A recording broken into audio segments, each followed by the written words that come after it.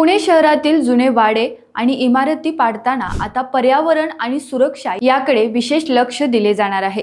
महापालिकेने यासाठी नवीन नियमावली तयार केली आहे आणि आयुक्त नवल किशोर राम यांनी 15 क्षेत्रीय कार्यालयांना तिची अंमलबजावणी करण्याचे आदेश दिले आहेत। मागील काही वर्षापर्यंत शहरात जुने बांधकाम पाडताना नियम पाळले जात नसत।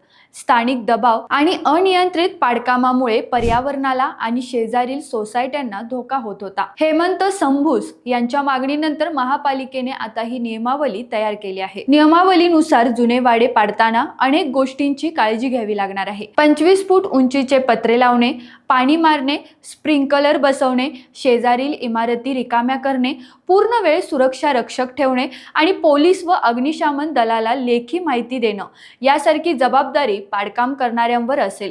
साहित्य वाहतूक करताना हिरव्या कपड्याचा वापर करावा लागेल।